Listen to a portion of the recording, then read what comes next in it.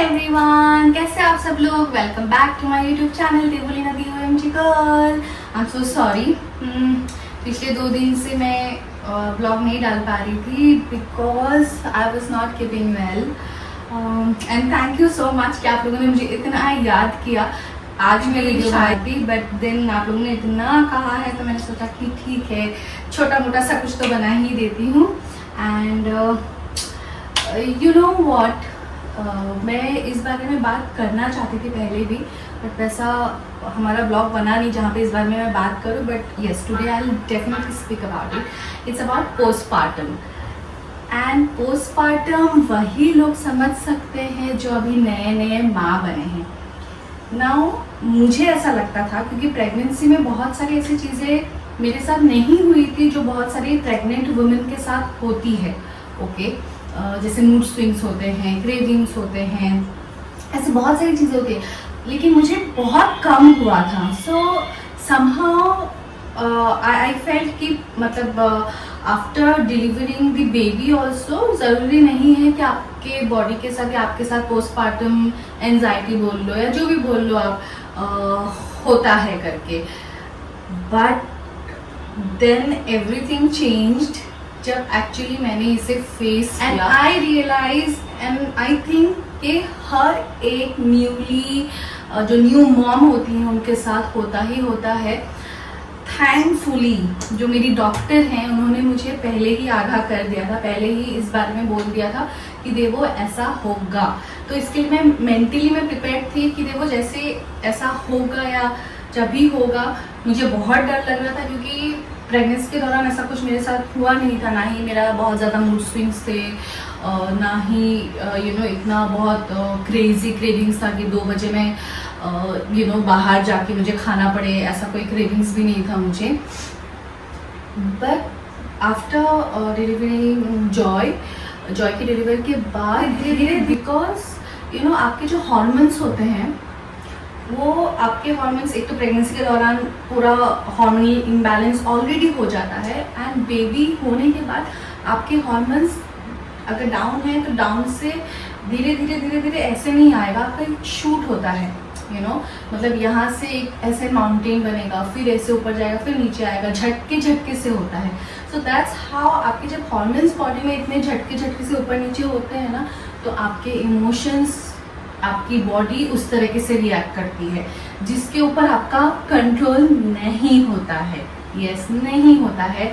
Even if you feel कि नहीं थोड़ा कंट्रोल करोगी, गुस्सा हो, आपको रोना आ सकता है, आपको गुस्सा आ सकता है। एंड ये हार्मोनल जो इम्बैलेंसेस है, जो पोस्टपार्टम है, ज़रूरी नहीं है कि हर दिन आप सैड ही रहो। आप कभी कभार इतने खुश रहोगे, you will be like okay this is so nice. Then एक दिन आप किस बात पे आप सैड हो आपको पता नहीं चलेगा, but then you will be sad. किस बात पे आपको रोना आ रहा है, बहुत बार छोटी छोटी चीज़ें आपको ऐसी ट्रिगर करती हैं, मे बी वो नॉर्मल डेज पे या नॉर्मल टाइम पे आपको वैसे ट्रिगर नहीं करे। एंड ये होता है गाइस, सो दैट्स ओके। हमारी फैमिली हमारे साथ नहीं है। ओके, बहुत लोगों ने हमें ये बात बार बार पूछा है कि हमारी फैमिलीज कहाँ हैं। सो बहुत ज़्यादा कुछ तो एक्सप्लेन नहीं कर पाऊँगी, but in short I could say कि during from pregnancy till now, मतलब मेरी मम्मी एक बार आई थी 1 महीने के लिए। देन मेरे ससुराल वाले भी ऑन एंड ऑफ 4-5 बार आए हैं। एंड आफ्टर जॉय मतलब हॉस्पिटल में आए थे मिलने के लिए एंड ऑल, उसके बाद घर पे उतना आना हुआ नहीं है। एंड ना कहीं जैसे कि हमने प्रेगनेंसी में मैंने और शाम ने अकेले ही किया है with our friends and all, and baby होने के बाद भी because from my side also, from my side मेरे बाबा नहीं हैं, यू ऑल नो। मेरे फादर नहीं है, मम्मी है, भाई है। तो भाई definitely is busy with his family क्योंकि उसको भी 1 ही साल हुआ है बच्चा होके। He has his job and all there Assam में, तो he is busy with his family. Then my mom, मेरी मम्मी आई थी डुगू होने के बाद, वो 4-5 दिन रह के उनको जाना पड़ा। उनकी तबीयत ठीक नहीं है। And also to be frank and somehow it is because again I am sure जितने भी इंटरफेथ रिलीजन के जो मैरिजेस हैं वो कहीं ना कहीं ये फेस करते हैं. So it is not something that being a celebrity मैं ये नहीं फेस करती, मैं भी फेस करती हूँ.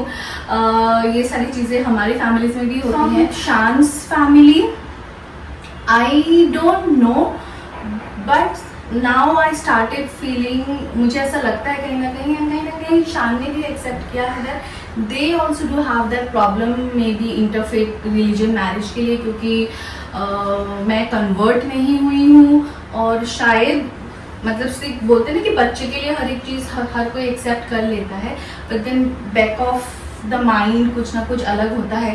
तो ड्यूरिंग प्रेगनेंसी ऑल्सो हमें ऐसा कोई सपोर्ट नहीं मिला था कहीं से भी. एंड शान ऐसे है ना, शान बहुत एक्चुअली शांत स्वभाव के बहुत काम है. हर एक चीज़ मतलब उनका ऐसा है कि ठीक है जो है, जो नहीं है, वो फट से एक्सेप्ट कर लेते हैं. मेरा थोड़ा ऐसा था कि बाबा ये ऐसा टाइम है जहाँ पे फैमिली की सपोर्ट चाहिए होती है, तो मेरे थोड़े एक्सपेक्टेशंस ज़्यादा थे. बट देन धीरे धीरे specially when we got influenza, मुझे इन्फ्लुएंजा भी हो गया था during my 8th month and शान को भी हुआ था.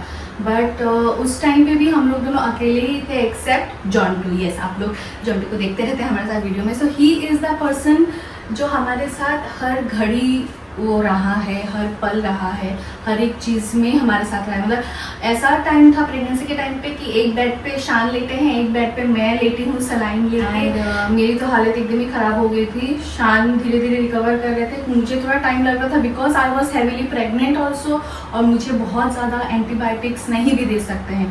बट एनीवे प्रेगनेंसी निकल गया, सब अच्छा हो गया.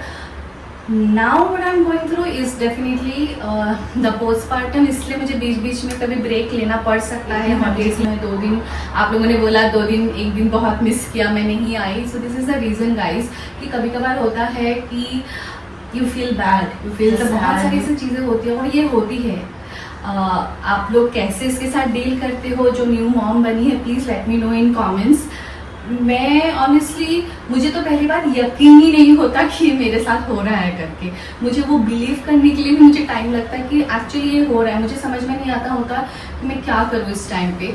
इट्स जस्ट दैट कि मुझे इतना पता है कि मैं प्रिपेयर्ड थी क्योंकि मेरे डॉक्टर ने मुझे इस चीज़ के लिए प्रिपेयर कर दिया था. And I try to be calm, बहुत कर पाती. फिर मैं डुगू के बारे में सोचती हूँ तो ज़ोर ज़बरदस्ती अपने इमोशंस को फिर सप्रेस करना पड़ता है. So yes, this happens. It's just that I guess 3 months हुए हैं. I guess अभी धीरे धीरे ये सेटल डाउन होना शुरू होगा. 3-4 months 6 months के बाद अच्छे से सेटल डाउन हो जाएगा. बट जितना मैंने सुना है कि एक प्रेग्नेंट बॉडी को हील होने के लिए, कम्प्लीटली हील होने के लिए 1.5 से 2 साल चाहिए होता है. आई एम श्योर 1 घंटा, 1.5 घंटा, 2 घंटा ऐसे ही सो पाते हैं, तो वहाँ से भी बहुत सारी चीज़ों का फ़र्क पड़ता है. मेंटली आप एग्जॉस्ट रहते हैं. So take your time. अगर आपके पास फैमिली सपोर्ट है, it's very good. Take support from your family. हमारे लिए नहीं है सो हमें थोड़ा डिफिकल्टी होता है, but then we have like our nannies, we have dog को मसाज करने के लिए भी आती हैं, देन खाना बनाने के लिए. So we get all those kind of support. So yes, in that way we are quite lucky. But then at the same time जो एक फैमिली सपोर्ट होता है वो नहीं होता है, पर आपके पास अगर है please take this support. And उस सपोर्ट साथ ये जो पोस्टपार्टम जर्नी है ये आपकी थोड़ी स्मूथ हो जाएगी. आप बात कीजिए, शेयर कीजिए. बहुत बार लड़के या हस्बैंड आपकी ये जर्नी नहीं समझ सकते कि व्हाट इज़ पोस्टपार्टम. वो सिर्फ डॉक्टर से सुन के या बाहर से सुन के, आजकल सोशल मीडिया में इतना कुछ है, सुन के वो जान सकते कि अच्छा okay she is going through some kind of postpartum anxiety और समथिंग. बट एक्चुअली होता क्या है postpartum, I don't think so ये उस तरीके से समझ पाते. बहुत कम होते होंगे जो एक्चुअली में ऐसे समझ पाते होंगे. सो इसके लिए अगर आपकी मम्मी है, सास है, जो भी है, आप उनके साथ बात कीजिए. फ्रेंड्स है उनके साथ बात कीजिए, क्योंकि इसका कोई मेडिसिन नहीं होता है. Just that you have to talk. So to all the new mothers, please please hang on there. ये थोड़े टाइम के लिए है, ये चला जाएगा, उसके बाद सब कुछ अच्छा ही होने वाला है. So just be there, be there, be there. Don't give up. मैं ये बोलूँगी बस गिव अप मत कीजिएगा, वहीं पे रहिए. मैं जो ये सब वीडियोस भी बनाती हूँ इसलिए बनाती हूँ ताकि मैं थोड़ी उस टाइम को थोड़ा बिजी रखूँ, ताकि मेरा जो अंदर जो भी थॉट प्रोसेस चलता होगा वो टाइम पे थोड़ा उसे ब्रेक मिल जाता है। So just be there guys, you are doing awesome. To all the new moms, you are doing awesome. कोई भी अगर दिक्कत हो रही है प्लीज शेयर विथ योर जो भी आसपास है, beat your husband, beat your brother, sister in laws, like in laws जो भी हैं आपके सास ससुर, मम्मी पापा, जिनके साथ आप शेयर कर सकते हैं। एंड ऑफकोर्स बच्चा तो है ही, बच्चे के साथ आपका पूरा टाइम ऑलमोस्ट निकल जाएगा, तो ज़्यादा सोचने की ज़रूरत नहीं है। थोड़ा जो ऊपर जो हॉर्मोन्स होते होंगे या पोस्टपार्टम के जो भी आप प्रॉब्लम्स फेस कर रहे होंगे ये भी चला जाएगा। ये टेम्परेरी एक फेज है जो थोड़ा लंबा चलने वाला है, पर जाएगा ज़रूर और आप फिर से अच्छा फील करने लगोगे जैसे पहले थे। एनीवे, बहुत सारी बातें हो गई हैं हमारी। सो आज देखा आलू की सब्जी, दाल, चावल। सो मैंने सोचा कि मैं उसको बोली थी कि बैंगन काट देना, बट ना वो इतना पतला पतला काटती है, बैंगन टूट जाता मेरा, तो मैंने सोचा मैं ही काट के बना लूँगी। So I am going to make this baingan, कुछ नहीं, वही गोल गोल बना के I just marinate it with some क्या बोलते हैं उसको, हल्दी और नमक, एंड उसको बस फ्राई करूँगी मस्टर्ड ऑयल में, दैट्स ऑल। तो हर बंगाली के घर पे, बंगाली क्या, असम में मतलब ऐसे बंगाली असम में ज़्यादा कुछ नहीं होता, सबके घर में सब बनता है, सब खाते हैं। One day I make khar, wait, but ना अभी खार कैसे समझाऊँ मैं। खार इज समथिंग जो एसएमएस डेलिकेसी है, ओके, एसएमएस फूड है, एंड वो ना बनाना पील से बनता है। So we have some specific bananas Assam में मिलता है, जैसे भीमकॉल हो गया, मालभोग कॉल मैंने उस दिन देखा कि बिहार में भी मिलता है, I didn't know this, but Malbhog call Assam में मिलता है, वेरी टेस्टी बनाना। और भीमकॉल होता है, भीमकॉल तो बच्चों को भी खिलाते हैं, जब बच्चा 6 महीने के बाद खाना शुरू करता है ना। सो हमारे वहाँ पे पीठागुड़ी होता है, पीठागुड़ी मतलब चावल का पाउडर, स्पेसिफिक चावल होता है, उसका ना पाउडर बनाते हैं।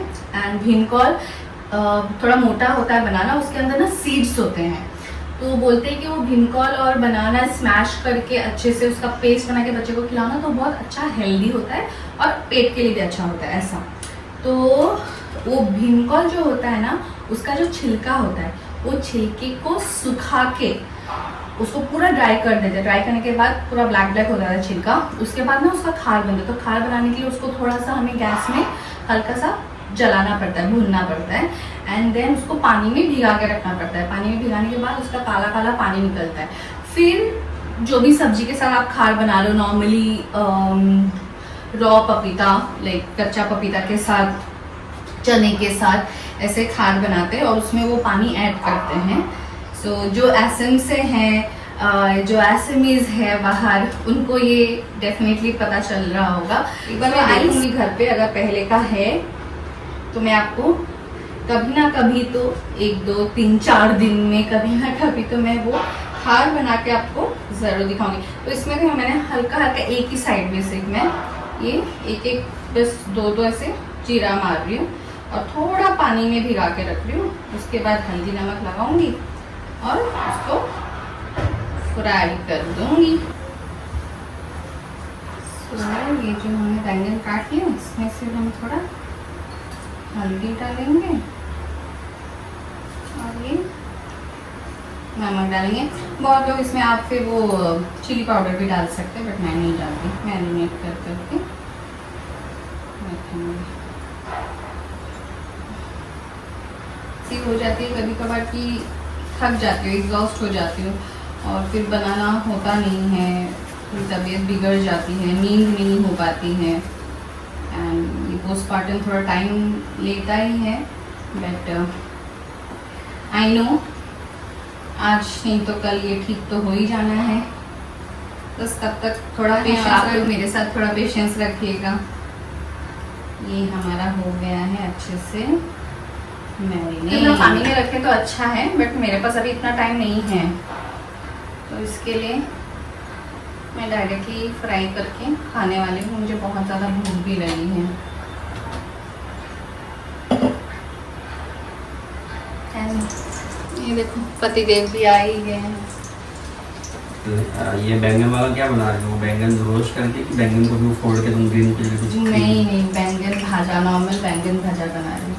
अच्छा, एक बेसन वाला आता है और एक ये वाला नॉर्मल बना रही हूँ। और एक तवा के बनाया था इसमें पिछले खाने में दही बैंगन जैसा। हाँ वो तो दही बैंगन में आता है। एक दिन अरे वो भी कम का बैंगन जो मैंने पुदीना वाला बनाया था, पुदीना, हाँ पुदीना और ये वाला ग्रीन बैंगन जो बनाया था वो रेसिपी हमने शेयर नहीं किया ना, वो करूँगी।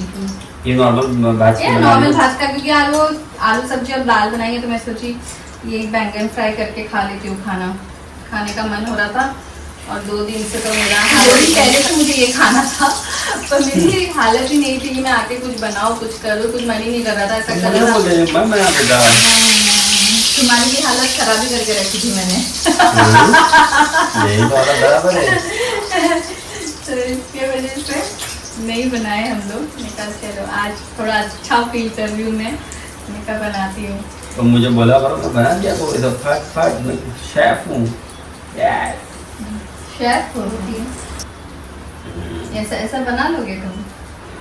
क्यों नहीं बोल, क्या है उसमें साइंस क्या है? अच्छा, और तुम मुझे कपड़ा का भी दिला रहे हो? मैं तो तुमको 4 दिन से बोल रहा कि चलो शॉपिंग के वो क्यों? क्योंकि मेरी तबीयत ठीक नहीं थी 2 दिन से, इसलिए मस्का लगा रहा था ताकि मेरा दिमाग शांत हो जाए, मैं थोड़ा अच्छा फील करूं, इसलिए बार बार बोल रहा था चलो मोहम्मद अली रोड चलते हैं, चलो शॉपिंग करते हैं।